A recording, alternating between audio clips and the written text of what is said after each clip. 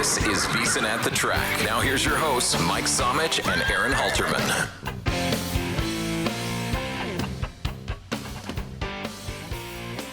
What's going on, everybody? Welcome in another episode of VSiN At The Track on what is a holiday in the horse racing world here. It is opening day over at Saratoga, one of my favorite days of the year, and I'm sure it's one of Aaron Halterman's as well, who is joining me. Aaron, Merry Christmas. Happy opening day of Saratoga.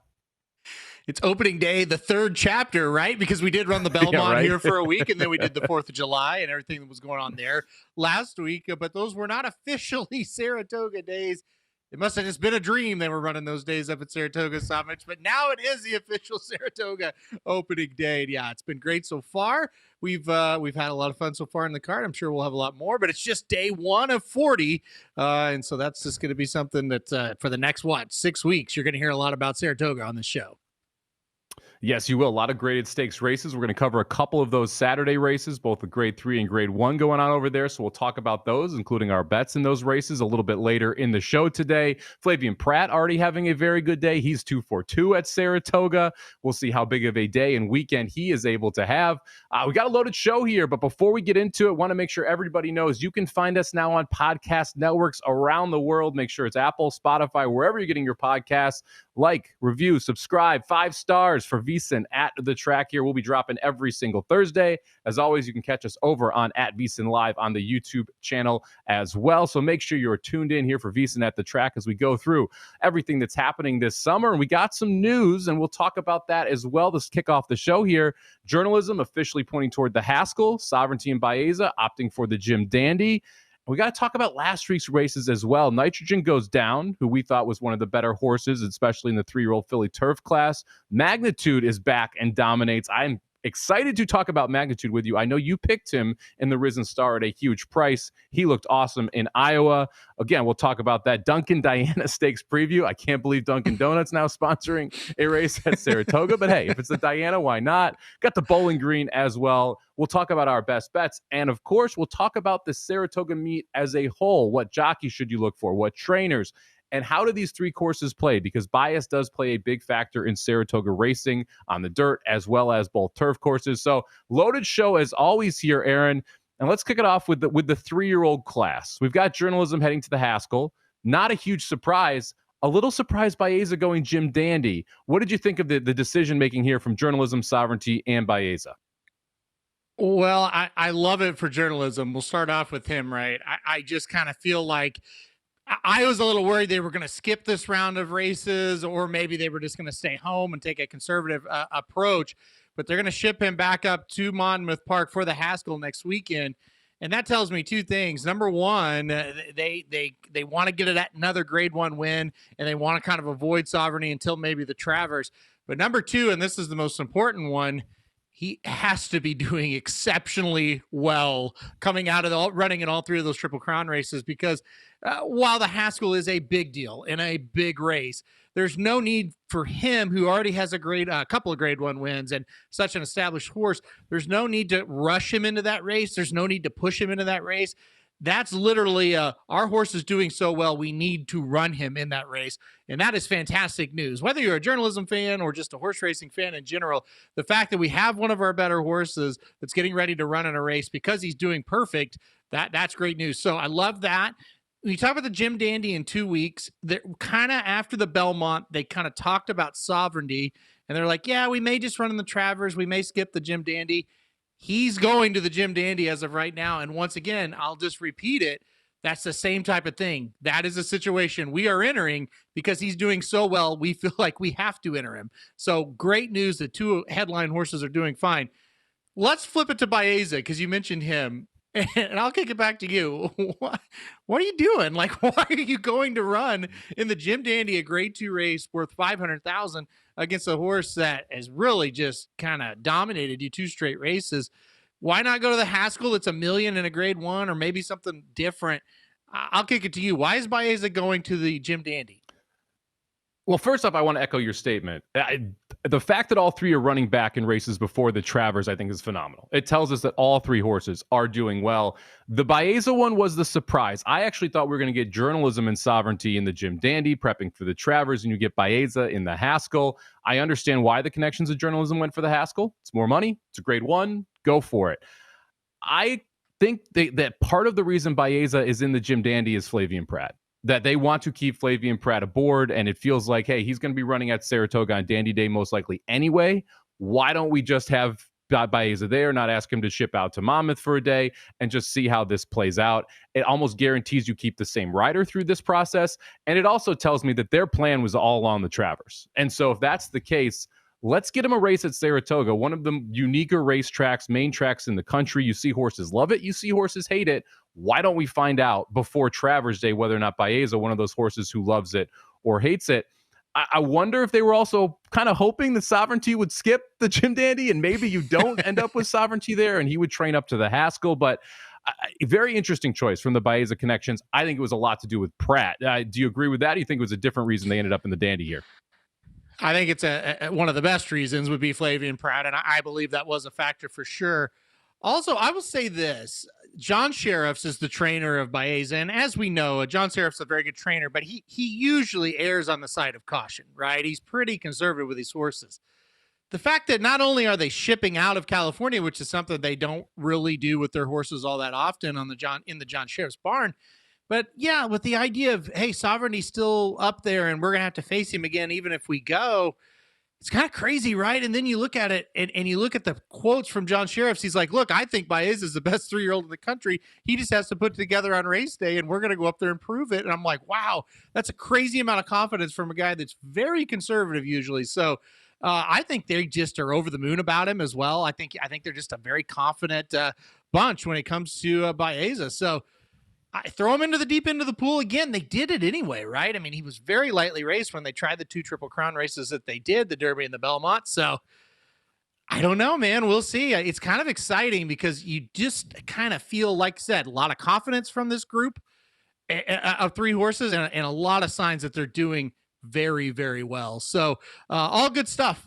from what we're hearing so far. And we'll just kind of monitor and see how it goes. It's going to be a very fun next 2 weeks. I know that much. It is going to be a lot of fun. I'm excited to see all 3 of them back. And it was great to see Magnitude back as well. The 3-year-old who I'm going to say is forgotten on the trail, ran a monster number in the Risen Star. I believe it was a 104, 105 number. Comes back in the Iowa Derby last weekend at Prairie Meadows and didn't face much. But man, did he look good. And the buyer, again, backs it up. A nice 104 buyer for him in that race over at Prairie Meadows. And now when I look at Magnitude, I wonder, okay, what's the next step? Is it the Haskell? Is that where we're going to see Magnitude next? And the one thing that stands out with Magnitude, gate to wire in the Risen Star, gate to wire in the Iowa Derby. We don't have a dominant front runner in this 3-year-old class. When we look at it, we talk about Baeza, we talk about Journalism, we talk about Sovereignty. None of them are gate to wire horses. None of them are pure speed horses. Magnitude kind of injects a new style into what we're seeing from these 3-year-old races. And we all know Saratoga, especially going 2 turns on the dirt, can be a speed favoring track. I'm interested to see what the next step with Magnitude is now, because he's run back-to-back 100 buyers, one of them off the bench and one of them in just a freak performance down at Fairgrounds. He becomes a very interesting horse here who I think is going to be at least a decent price if you do end up with him in the Travers against horses like Journalism, Baeza, and Sovereignty. What'd you make of Magnitude's romp? And what do you make of Magnitude on a whole here for the second half of the year? You said a very, very critical and key point. This 3-year-old crop, while very fun and they're very good, they lack a true front-running elite horse, and Magnitude is that horse.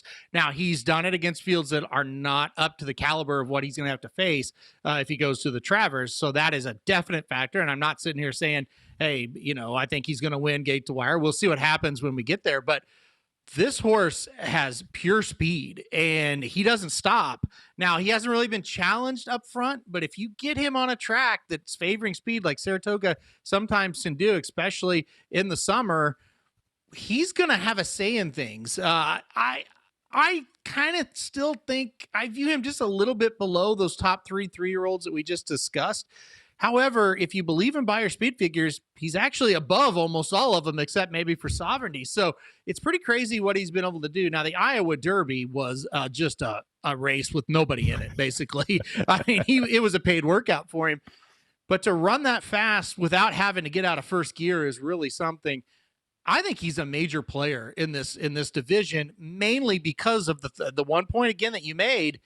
This is a horse that has a ton of early speed, and we don't have a ton of early horses, or a ton of horses that have early speed at the elite top of the division right now. No, we don't. We talked about this when we were looking at the Derby, at the Preakness, at the Belmont. Who's going to make the lead? How is that going to play out?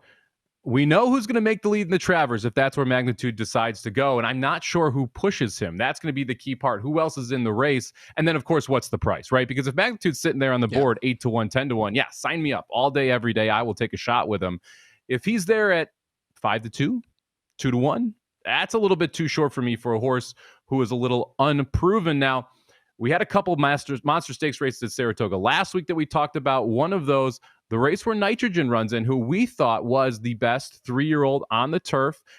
Probably still the best 3-year-old on the turf. She ran in the Belmont Oaks, loses to Fionn, who I thought Flavian Pratt, who we're going to talk about a lot, by the way, just won the third at Saratoga. So now he's 3 for 3 on the season.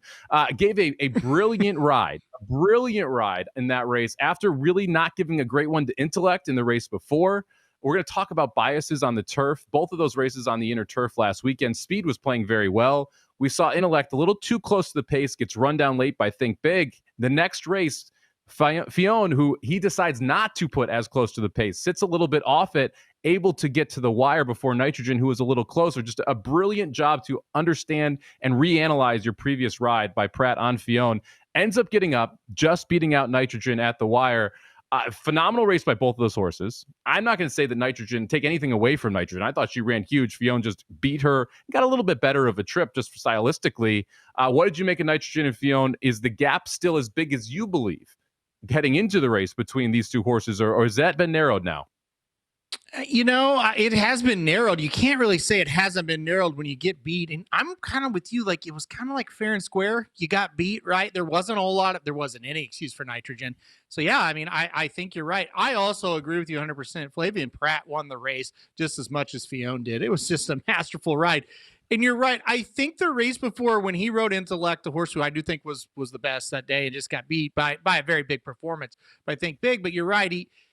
The track was playing so much to speed. I think he took that horse out of its element a little bit and got that horse beat. The next race, he just said, look, I'm going to do what this horse does best. We'll see what happens. And the horse wins. I want to give you a shout out too, because I think you identified a horse in that race with Nitrogen and Fionn that finished third that I think will still have a say in things. And that's Opulent Restraint. If you watched the show last week, you said Opulent Restraint is a very good horse to play underneath of Nitrogen. Now, we both did not have Fionn, but Opulent Restraint was very, very tough to get past. I almost think that the difficulty that Nitrogen had to get past Opulent Restraint, I think it wore her out a little bit. And I think Fionn just kind of swept up and was able to get her late because it took Nitrogen a lot of work to get by. So that was kind of my theory on it. Listen, it was a fantastic race. I may not have used Fionn or had Fionn, but I do know that I can tip my cap to when I see a really great performance, and that's what it was. I'm with you. I thought Nitrogen ran a race and just got beat. Yeah, and that says something considering what we thought of Nitrogen heading into that performance as well. I'm excited to see these horses back. This is the beautiful part of this. Opulent Restraint will be right back at Saratoga next time out. We'll see if Speed playing a little bit better that day because this is a horse that wants to go to the front. Fionn and Nitrogen we'll see at least once, if not twice more, over this Saratoga meet, most likely facing each other. So maybe a situation where you just want to bet them back. I mentioned Intellect. I'm going to be betting back that horse who ran earlier in the day. That, to me, is one of those spots where I want to take a piece of Intellect and make sure that I play that horse back. I think that horse was the best horse twice in a row now, losing both of those races. One more horse to mention here, Test Score rolls up and gets, two more, I should say. Test Score rolls up and gets the win in the Belmont Derby. I thought Test Score looked awesome. This was a situation where it ended up beating two international horses, New Century, as well as one other there that came in. I was surprised Test Score won, but I'm going to give Test Score credit. I thought Test Score ran huge in this spot. Yeah, it ran a huge race. I would, three huges there. I thought this was really impressive. And Look, I thought when they turned for home, test score had a shot, but it wasn't like one of the top 2 or 3 that I thought would kick on and win. And he kind of left him in the dust a little bit. And yeah, you played Luther, a horse that I thought ran okay. Talk about the international horses. He was okay. We thought New Century would run kind of big. He did not at all. He didn't fire. So you got to give test score a lot of credit. Look, as dominant as he was, and he's been pretty darn good leading up to it, he's probably going to be tough when they run a race called the Saratoga Derby later on in the meet, which is kind of the next step after the Belmont Derby up there. So I think he'll be a pretty good favorite in that race unless we get some international runners. So, yeah, I think he kind of stamped himself in the 3-year-old turf division that he's kind of the one to beat right now. I thought Luther was going to win the race around turn. I was so excited because he was started ranging up. He looked very good and then just kind of flattened out in the stretch. It'd be interesting to see if we get another race from Luther in the U.S. here. I do think you're going to see a step forward if that is the case. Last horse we got to talk about. Pick the winner in the Indiana Derby. Tip Top Thomas gets the job done from off the pace. What do you make of Tip Top Thomas's long-term chances here in this 3-year-old division? A horse that I thought would go to the lead, did not, was able to show some versatility, able to get the job done over the horses that we've seen throughout the process. Big Truz ends up running poorly in that spot. Maybe we go back to sprinting with him. What'd you make of Tip Top Thomas and the rest of that Indiana Derby? I thought Tip Top Thomas ran a very brave race. He had a lot of chances to just kind of falter, and he didn't. He just kept going and held on. Part of the reason why he held on is Coal Battle ran second. Coal Battle, please go back to 1-turn races. This horse can win those. He's not as good going 2 turns. He needs to shorten up. And I think that's why Coal Battle didn't get by. He was tired. He doesn't want to go that far. And Tip Top Thomas was able to hold him off. So, and then Publisher was behind him. I don't know if he's ever going to win a race, Mike, really. So he did have some horses, talking about Tip Top Thomas, had some horses behind him that just weren't all that good, but still you got to give him a lot of credit. And here's the thing I loved. Right after the race, Todd Pletcher said, we're not going to take this horse to the Travers. We're not going to do anything like that. We're looking at what we talked about last week, the middle America type derbies that are very lucrative. They're nice purses. They're just not the top echelon of races. And so when you think about the candidates that are maybe pointing for that, he probably fits in, or it stands out, I should say, about as much as anybody, right? Yeah, he does. Unlike Magnitude, he's not going to step up in class, right? And one of the things that makes Todd Pletcher and other high percentage trainers great is realistically placing your horses. You don't see them taking crazy shots with horses all that often. And Tip Top Thomas, a horse that I thought really fit well with that Indiana Derby, I think he fits well. If you stay in that grade 3 level class of this 3-year-old group, he's going to be the favorite. He's going to win a lot of races. He's going to win you a lot of money. There's no reason to just extend and take shot after shot with a horse that can be a very good one in your barn, especially for a trainer like Todd Pletcher, who has other very good horses and very good options to run in some of those bigger races. Now, if you're sitting here, you're enjoying VSiN at the Track, either on Spotify, on Apple, over on YouTube, make sure you get access to everything that VSiN does. Right now, we're running a special. VSiN Pro is your edge to the horse racing markets and access to all sports. Try it for just $9.99 for your first month. Head over to vsin.com/subscribe and see all of the subscription options. That gets you the betting splits, the betting picks every single day. Gets you a horse racing article from yours truly every single Saturday, as well as the access to everything that VSiN does. So head over to vsin.com/subscribe, just $9.99 for the first month. All right, Aaron. It's time to talk about the graded stakes that we've got over at Saratoga on a Saturday here, and we'll kick it off with the Bowling Green Stakes. It's a grade 2 race. It's race number 8 on Saturday's card. We're going to go 1 3/8 on the inner turf course. Yes, there are 2 turf courses at Saratoga. The Mellon turf is the outside. The inner turf is, shockingly, the inner. So we're going to start out here with a 1 1/8 or 1 3/8 on that inner turf course, go 3 turns. And your favorite is going to be the number 7 Farbridge here for Miguel Clement. Joel Rosario will ride 6-5 on the morning line. You're going to hear this a lot on this show. 6-5 on a Joel Rosario horse is just too short for me to ever bet, unless it's a Steve Asmussen speed horse, and then I'm interested. But if we're going 3 turns and a rider's race and Joel Rosario is the favorite, you can just mark it down in your calendar that I will be playing against the number 7 Farbridge. Are you putting Farbridge on top? You going to trust Joel to get the ride, or are you going to go somewhere else here? It's tough to put him on top. I totally agree with you because that is a very short price. But look, this field, but it's bad. It's bad.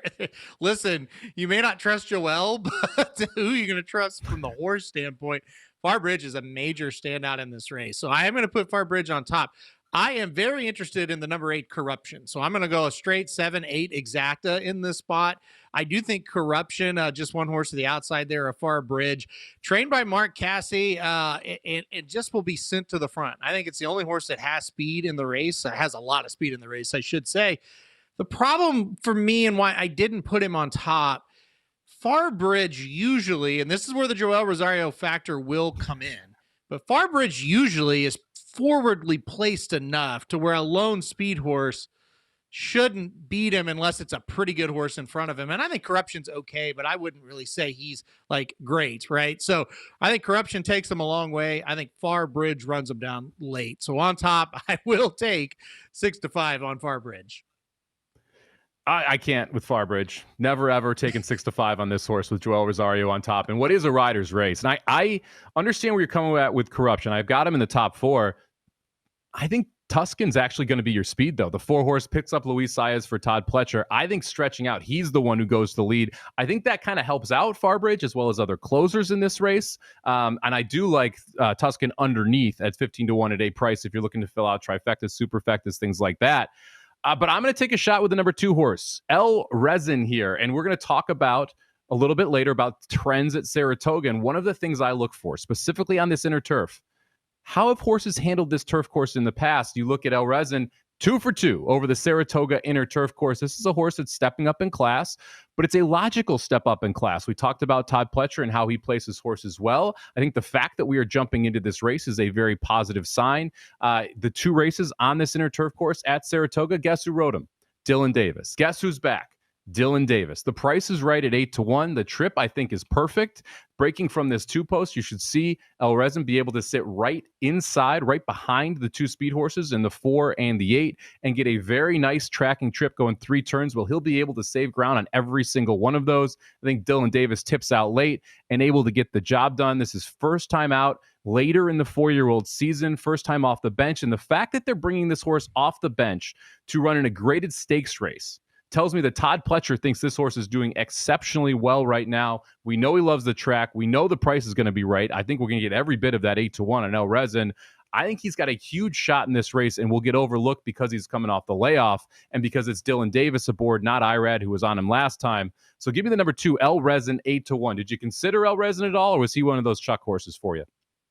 You got to always consider Dylan Davis. That's my man. That's my boy up there at Saratoga. Dylan, take back, make one run, buddy. He knows what to do. Thanks for Top Gun Rocket, by the way, on Belmont Day. But Dylan, yeah, I do think he fits the horse pretty well, as we've seen. Look, I like this horse the best after the 7 and the 8. I will say that. I just don't know that we've seen a race yet for this horse that makes him good enough to win. Now, if you are going to go in with the mindset of, hey, Rosario's going to screw this up with the 7, well, then, yeah, the 2 makes a ton of sense. So I do think, and again, you are getting 8-1, so you're getting kind of the price, to kind of compensate for, hey, a couple things have to happen here for it to work. But look, I do think if you go into the mindset of, hey, whatever, something's going to happen to Farbridge, and he's not going to run his race, then he makes sense, El Resin. So, yeah, I mean, I could see it. I really hate, like if you would have said Web Slinger, you would have said Tawny Port, I would have had a major problem with it, right? Those are horses that have been here, done that, and they never win. This at least is a horse that hasn't had a lot of opportunities at this level and has won races here. And so I think that's good. So I don't have much hate on it. Yeah, the Tawny Port one that I did not consider. That's where we'll find Flavian Pratt for Miguel Clement getting back to the turf after I was in the Belmont Gold Cup. That race got rained off, and he ran very poorly. The 5 Web Slinger, I think one we should discuss, 7-2 on the morning line. Mark Casse here training. Jose Ortiz going to ride. This horse won on Kentucky Derby Day at a nice price, upsetting the field that day. Now, Webslinger coming back here. We've not seen him really be able to put together what we expected after that win on Kentucky Derby Day. Has yet to really break through in a big way at the graded stakes level. Going to come from off the pace most likely. This is only the third time we're really seeing him, or fourth time we're really seeing him stretch out to that 3-turn mark. He does have a win. That was at Churchill Downs, but that was also in a overnight stakes versus a graded stakes. Did you consider Webslinger at any point, or was he just one of those horses you immediately wanted to get rid of? Absolutely underneath. Underneath, I will play him all day long. Exactas, tries, everything like that. Here's what I would almost guarantee you. There will be a point in the race where you think Webslinger has this race won. Because it always goes that way, right? When you watch this horse, you're like, oh, he's right there. And he can't finish the job when he gets up to these higher levels. Now, the good news for him is, yes, it's a higher level today. You're back against kind of the big boys, but, it's not the hardest of grade 2 races. So that puts him in the equation. I think he is here with a shot, but he's very hard to back when he just doesn't get it done. And he doesn't get it done a lot of times at short prices. And I think he'll be fairly short in here. He's not going to be 6-5 like Far Bridge. He's probably going to be the second choice. So right around 5-2, 3-1, if I had to guess. So I couldn't do it. Look, 5 out of 20 lifetime. And like I said, when you get into the bigger races, he just comes up a little bit short. Yeah, the one win going 3 turns was with Jose Ortiz. It is second off the layoff. For a 5-year-old. You'd assume improvement. So there are reasons to like Webslinger, but I kind of agree with you. If I'm using Webslinger, it's going to be underneath. It's going to be in that second, third, fourth spot in the trifectas, superfectas. I also don't like the price at all. Like 7-2 just feels way too short for me. If we're looking at 8-1, I think you're starting to consider a play on Webslinger, but you're not going to get anywhere near that. Going to be clearly your second choice in the betting in my mind, and that's just too short for me to want to get behind him from a win or from a multi-race perspective here in the grade 2 Bowling Green. Give Aaron the number 7 Farbridge 6-5. Give me the number 2 El Resin 8-1 on the morning line. I am a little interested in the 4. I do think if you see a horse go wire to wire, it's going to be the 4 Tuscan. So I may have a little bit of action on that 4 in the multi-race bets as well. Let's fast forward on the Saratoga card from Saturday, race number 11, the grade 1 Diana. And this race starts with She Feels Pretty, who's going to be your even money favorite on the morning line. Look, she's just been awesome for Cherie DeVaux. 4 straight wins, 3 of those grade 1 stakes victories, has won over this Saratoga course, 2 for 2 at the distance. Lots of reasons to like She Feels Pretty at this short even money price. Aaron, are you playing her on top? And if you are, what are you playing as the exact underneath? Because we got to find some value here if we want to put She Feels Pretty on top of this one. Yeah, same kind of strategy for me in this one as well. I couldn't get around She Feels Pretty. To be clear, I am much more confident in her than I am in even Far Bridge. So, and you don't, if you want to start with kind of what you would want to say here, you don't have the Joel Rosario factor here. So there's one thing. And She Feels Pretty has just kind of been a win machine. Last 4 races, very good. Even last time out over a very yielding, just wet turf course, she was still just sharp as could be. So really like her here. And kind of same theory. Give me the number 6, Be Your Best underneath, and go a 1-6 straight exacta here. Be Your Best, a horse, just like Corruption in the last race, can get to the front. And I think this horse is lone speed once again. But the same kind of thing that I said about Far Bridge, I can kind of say it about She Feels Pretty. She's not really a horse that's going to be on the lead, but she's never that far behind. So she's going to be within range. So, yeah, give me that 1-6 straight exacta here. I do think the 4 Excellent Truth makes a little sense as well. I wouldn't hate that pick either. But I'm just trying to see, okay, which horse has got the best trip? I think it's going to be the 6. Who's the best horse in the race? I think it's the 1. So 1-6 straight exacta for me. Yeah, I am not going to disagree with you in any way, shape, or form in this race. I think the 6, Be Your Best, gets the lead. We're going a mile and a 16th here, or mile and 8th over the turf course. She's never gone the mile and an 8th distance. And so this is, or a lot of the horses in this race, I should say, have never gone that mile and an 8th distance. We did see Be Your Best go a little bit longer than this. She started her career down at the mile and an 8th level. It feels like she's clearly your speed. I don't think that Irad Ortiz is one of the best jockeys there, makes any decision to not take her that way. I like the improvement we've seen since she moved over to the Saffie Joseph barn 5 or 6 races back. It feels like she gets the lead, and that makes her tough. The thing with She Feels Pretty that makes her nearly impossible to beat is that she can make any trip work. She can sit close to a fast pace. She can sit off a slow pace, and she can still beat pretty much anyone inside this division. And so you mentioned the difference between even money this race and She Feels Pretty in the 7-5 last race. You don't have Joel Rosario. This is John Velasquez, who I trust very much at Saratoga, one of the best ROI jockeys, not necessarily win percentage, but ROI jockeys you're going to see over this racetrack. I think it's tough for her to get beat. I think the one post is a great position for her because she should be able to save ground on these turf courses or on these turns and then be able to make her run. I do think Be Your Best is your logical leader here. And I think Be Your Best takes them very, very far. And then the question is, can you hold on for second? Because I do think She Feels Pretty runs her down. So I agree with you on the 1-6. I think the 4 Excellent Truth is a very interesting horse. I've chased this horse twice, ran second in both of those. I know you took Choica over her 2 races back. That was a winner. Choica back in today at 8-1. You look at the 8-1 price on Choica, the 2, and the 5-2 price on Excellent Truth, the 4. Should there be that big of a delta between the two? And then you have dynamic pricing here, who's 9-2, beat Excellent Truth last time as well, who's 5-2. Is Excellent Truth going to get over bet here with other horses that have beat her in the past 2 races? Yes, that is a definite yes for me. And that was kind of a little bit of my problem of because like I said, when I was breaking down the race, I was like, that horse makes sense. I wouldn't sit here and say, don't do that if you want to bet that horse to win. But I tried to get around her as far as the win, obviously, in the exacta because of what you just said. I just feel like now that she doesn't make a ton of sense at the price she's going to be. And you laid it out perfectly. Choica last time out didn't run good at all. And I think that's why she's 8-1. But it was over a turf course she just clearly did not want to run over. But when she was on a firm turf course, she looked great. And that's why they brought her over here. And that's why they took her to Medan earlier in the year, because she hasn't run well on soft turf courses. And usually we don't have them. Now, she did go to the one place, Saratoga, where we do have them every once in a while, obviously. But anyway, I think it's going to be fast and firm, it looks like to me this weekend. So I think she gets back to it. And look, I think Excellent Truth, even though she lost to Choica 2 back in the Jenny Wiley, she probably was the best horse that day. Excellent Truth, just kind of Choica got a nice trip, was able to beat her, but still, you're talking about 2-1, 5-2 versus, let's say 6 or 8-1. I could see Choica taking some money. You're going to want to take that horse at the bigger price. Yeah, and if you're playing exotics and the turf is firm, I do think the 2 makes a little more sense than the 4 just because of the price perspective of it. Excellent point on the firm turf for Choica. A lot of times you see these European horses come over and they flourish when it is yielding, when it is soft, because that's what they're used to running over in Europe. Choica, one of those European horses where they wanted to get away from soft courses, they wanted to find firm turf courses because that's where she's at her best.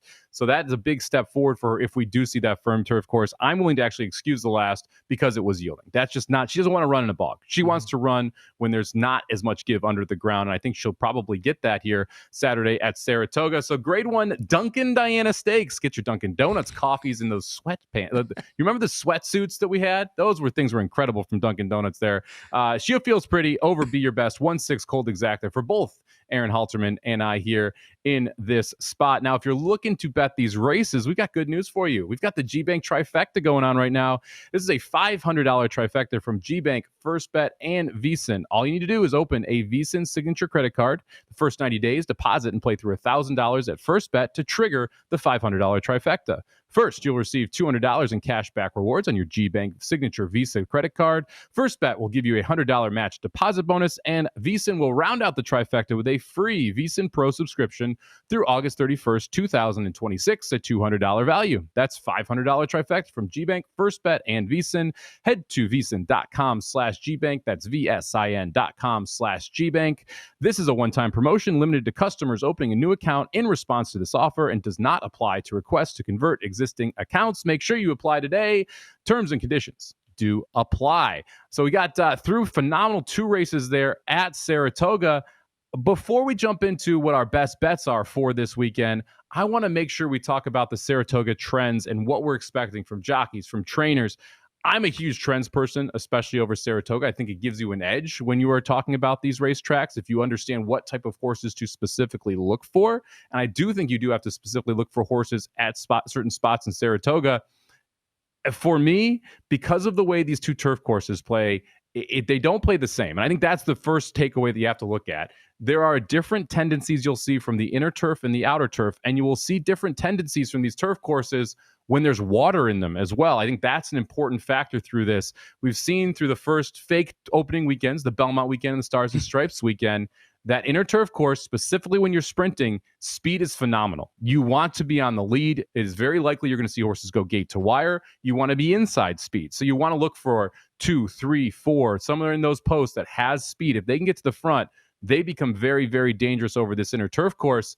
But unlike the one-turn races on the inner turf course, if you save ground and close, that's what you want to do going 2 turns on this inner turf course. And so that's the first major tendency for me when I'm looking at Saratoga. If it's turf sprints, it's always going to be on the inner, and I'm always going to be looking for speed. If it's 2 turns around the turf inner, I'm always looking for those horses who come from off the pace. Is that's what generally you've seen, Aaron, or do you looking for other things when you're looking at these inner turf races?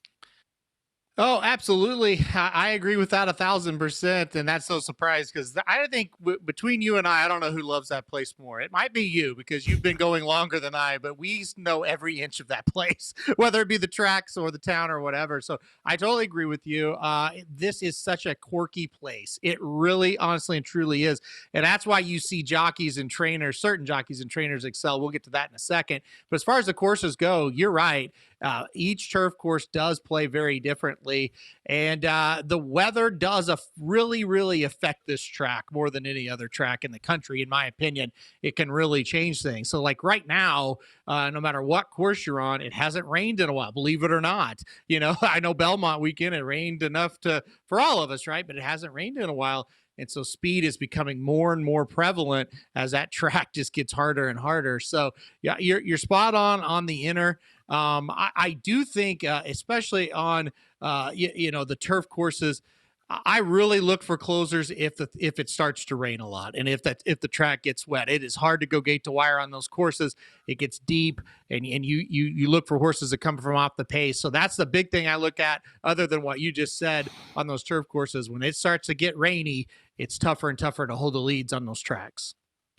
Yeah, especially on the Mellon, and that's the outer turf course, the Mellon turf course. If we're going 2 turns and you're trying to go gate to wire and there's water in that turf course, good luck. It is very, very difficult because it's just so hard to be able to continue your energy and keep your kick through all of that deeper dirt. It gives the advantage to the horses in the back who are able to save a little bit more energy and have more for that home stretch. The turn not as tight as the inner course as well, which gives horses who are closing a little bit better of a chance to make up ground.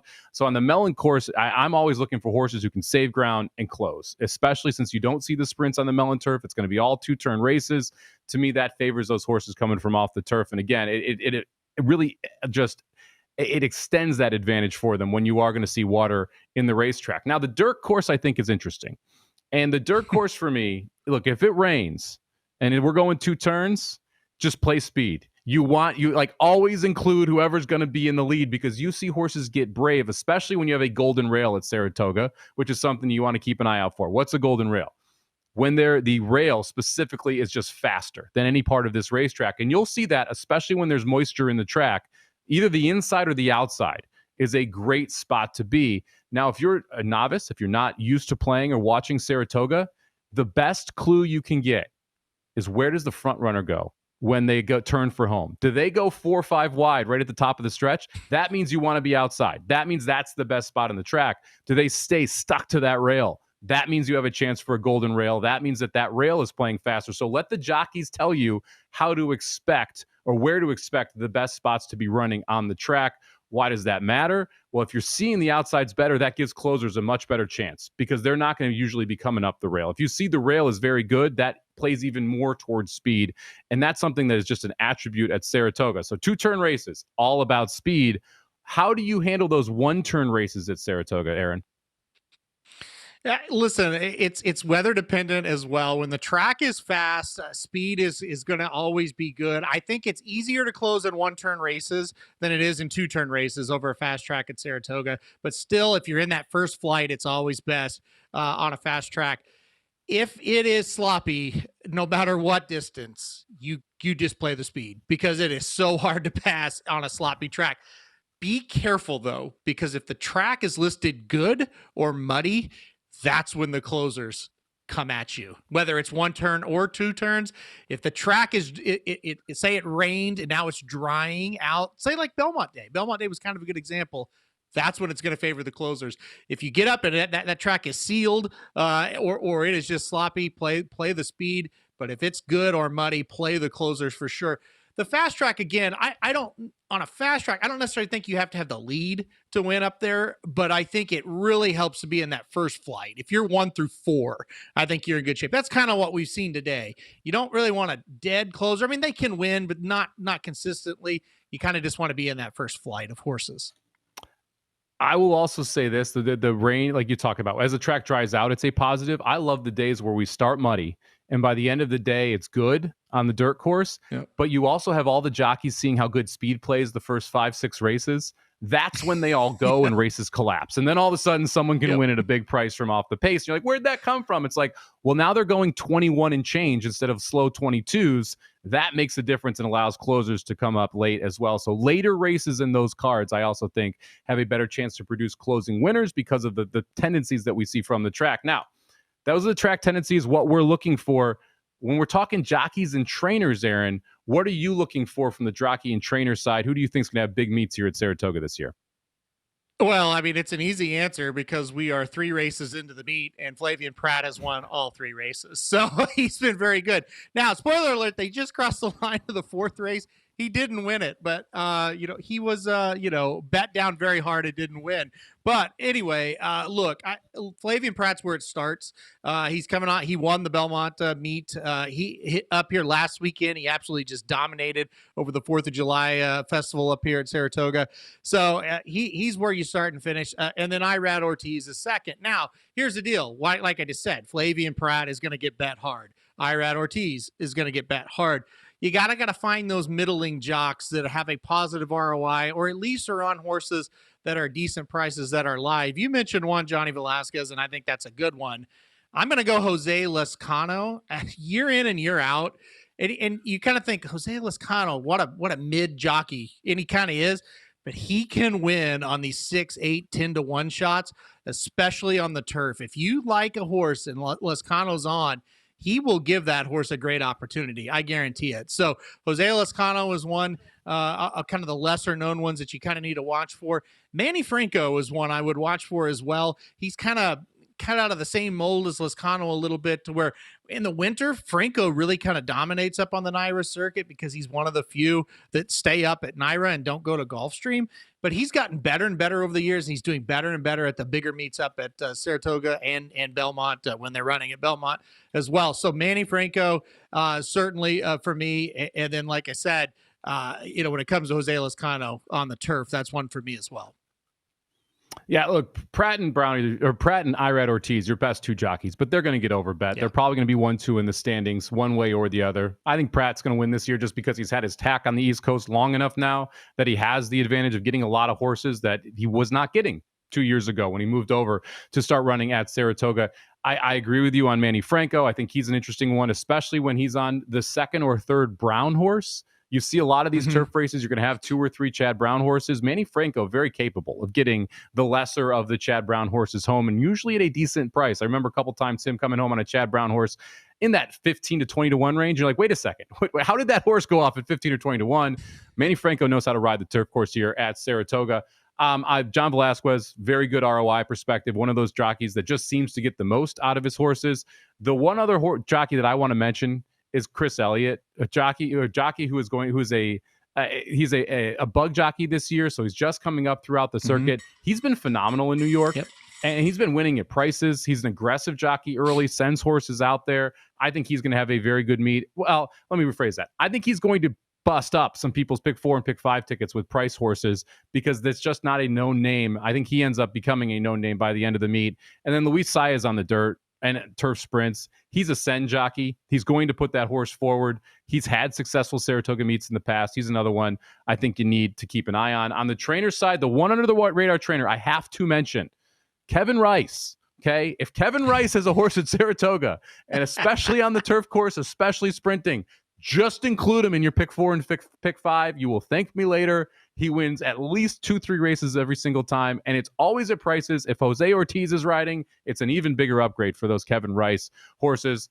All right, Aaron, we've got some best bets coming up here from the weekend, but before we get to it, make sure you're betting over at firstbet.com. Get ready for the action here. First Bet's got you covered. Sign up now to access exclusive promotions and bet hundreds of thrilling horse races every single day right from your phone or computer, including beautiful Saratoga racetrack where they have the live video feed as well. Visit firstbet.com. That's number one, STBET.com. Use the promo code VSiN200 to score a 20% rebate on all of your wagers for the first 60 days up to $200. Win or lose, get cash back into your account. Don't miss out. Start betting today over at firstbet.com. Aaron, as usual, I'll let you kick it off here. What are your best bets for this weekend? All right, I've got two daily doubles for you. I'm going to do Friday. Both of them coming on Friday. We kind of covered a couple of races at Saratoga. I'll be looking at some doubles with the Bowling Green and with the Diana. But let's go to Gulfstream Park, race 8 to kick it off here. Daily double. It's a Snake Eyes daily double, a 1-1. So race 8, I like Miss Mary Nell in this spot to get this thing kicked off. Dropping back to the allowance level after running second in a stakes race last time out. Nice little class drop here for a horse that likes to win. Has won 2 out of the last 4 races. Been running very, very well here at Gulfstream Park, especially over the synthetic surface. And that's what they're going to be at for the 8th race at Gulfstream. And then in race 9, like I said, it's a Snake Eyes double. So Bon Vivant will be my pick in race number 9, the 1 horse. Safi Joseph trains this horse. He is very tough to beat at Gulfstream all year long, but especially right now when kind of some of the lesser horses are around. So, yeah, for me, look, the horse last time out at this level just lost by a nose. It was so close. You look at this race, I just don't see a lot of competition here for Bon Vivant. So Gulfstream Park race 8, a 1-1 daily double. Now let's go to Saratoga for the next one here. We were just talking about all the races at Saratoga. Let's go to Friday, race number 9 at Saratoga. And the number 1 Rhetorical is who I'll start off with. So it'll be a daily double 1-2 in this one. Rhetorical has been awesome in 3 starts, 2 wins, 1 an allowance, which is the level the horse is at again. I should say, is at again today. 1 an allowance last time out by 5 lengths. Should be pretty good here. Heavy favorite, so you can't bet this horse to win. So you're going to pair the horse up with the number 2 Asbury Park in the 10th race. This is an interesting horse, Somich. So you may remember, you may not, but you and I were together when this horse debuted in August of 2024. I think we were on a live show, and this was a horse that was heavily hyped. It was supposed to be Chad Brown's like big 2-year-old. Horse did not run well at all. I don't know what happened.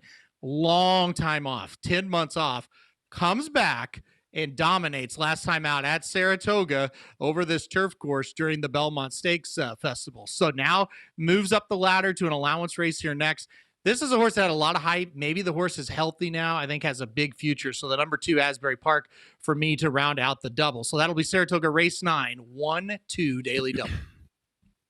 Yeah, I thought about that too in race number 9. The 11 straight cash, the other horse that I liked in that spot, but I think the 2 are going to be very, very difficult there. If we get 2-1, that'll be a win bet for me on the Friday card. That closes out that Friday card from Saratoga. Best bets for me, let's head to Saturday. And I've got 1 price and 1 favorite that I like quite a bit. We'll start out with the favorite here. Race number 7 from Saratoga, 1 1/8 over the dirt course. Give me the 2. Malarchuk here, who is 9-5 on the morning line. Chad Brown, Flavian Pratt. This is your speed of the speed, going 2 turns, the 1 1/8 distance at Saratoga. And this horse ran huge, just too good to lose last time. Did losing to Strategic Force, but got placed first through the DQ there. I thought this horse loved the 1 1/8 distance. I thought the fact that we saw the speed play out well was a big deal. And to me, the other main factor here, the 2 previous races were both over muddy tracks. We got to a fast track, and the horse just responded. I think this horse wants the fast track. I think that last race was real. Give me the number 2, Malarchuk here, 9-5 in race number 7. And then let's go to race number 12. And I'm going to do something, I'll be honest, I don't do very often here. I'm going to have my best bet be ridden by Katie Davis, who's not one of my favorite jockeys in the world, but this is a situation where I think the horse is just a huge standout in this spot. Danny Gargan trains Volatile, the sire. This Volatile stands for $12,500. This horse sold for $250,000. That means there was a ton of talent with this horse. Gargan tried to get this horse on turf in the first race. The race rained off. We ended up running on slop. I thought the horse still ran a phenomenal second. Practical Love ran third in that race. Practical Love came back to win, so we know it's a productive race. Gargan in his second maiden start wins 35% of the time with a positive ROI, $3.68. This horse has a 72 buyer in the first race. That's the best buyer, last buyer by any horse. We're adding blinkers for a horse that has already showed speed. When Gargan adds blinkers, he is 25% first-time blinkers. This horse, I think they won on turf. I think he takes a step forward on, or she takes a step forward on turf here. I think that the 9-horse Gellhorn has a huge shot in the last race at Saratoga, and you're getting 6-1. And guess what, Aaron? I'm going to get all of that 6-1 because the connections here. Katie Davis does not get bet at Saratoga, so I expect to be able to get 6, maybe 8-1 here on this 9-horse Gellhorn in the 12th race at Saratoga. So hopefully we can get one of the lower tier jockeys to get a W here to close that Saturday card. So best bets for me, the number 2, race number 7 on Saturday, and the number 9, race number 12 on Saturday from Saratoga. That's going to do it for us here. VSiN at the Track. I want to thank everybody for joining us over on YouTube at VSiN Live. Don't forget, you can catch us now in podcast form on Apple, Spotify, or wherever you get your podcasts. Make sure to download, rate, review, and subscribe to the podcast. 5 stars only, of course. We appreciate it so we can get out there to more people. Want to give a shout out here to our producer, Matt Deutsch, our technical directors, Isaiah Wrinkle and Aaron Ingold, as well as our audio operators, Ryan Hunter and Armis Westfall as well. Appreciate all the hard work they do behind the scenes to make this possible. Aaron, have a good weekend. Good luck at the track. We'll catch you again next week. VSiN at the Track.